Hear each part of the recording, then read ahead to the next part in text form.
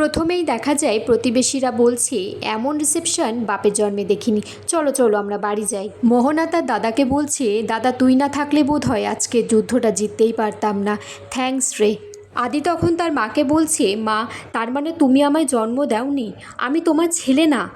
আদি শুভলক্ষ্মীকে বলছে, তার মানে তুমিও সবটা জানতে কিন্তু আমায় কিছু বলনি।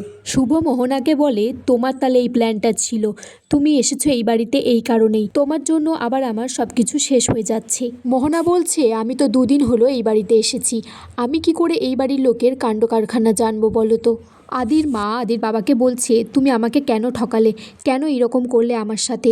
আমি তো জানতাম আমার সন্তান না হওয়ার কষ্ট ভোলাতে তুমি আদিকে আমার কাছে নিয়ে এসে দিয়েছিলে, কিন্তু না, এখন জানতে পারি তুমি ওই মহিলাকে বিয়ে করেছো।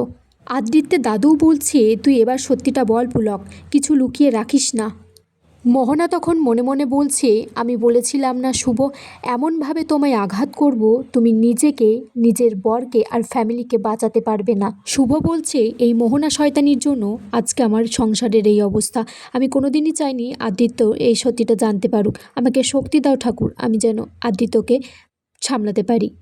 আদিত্যের বাবা বলছে, দেবিকার সাথে আমার সম্পর্ক ছিল, আমি কলকাতায় এসে জানতে পারি ওদের আর্থিক অবস্থা ভালো নেই আর ওর বাবাও খুবই অসুস্থ, তখন তার পাশে এসে দাঁড়াই আর আমাদের সম্পর্কটা আবার নতুন করে জাগরণ হয়, আর সেখান থেকেই দেবিকা প্রেগনেন্ট হয়ে যায়। এইসব শোনার পর আদিত্যের মা খুব কান্নাকাটি করছে আর পাগলের মতো বলছে, আমি তো ভেবেছিলাম আমার স্বামী দেবতুল্য, কিন্তু না। তারপর হঠাৎ করে জ্ঞান হারিয়ে ফেলে।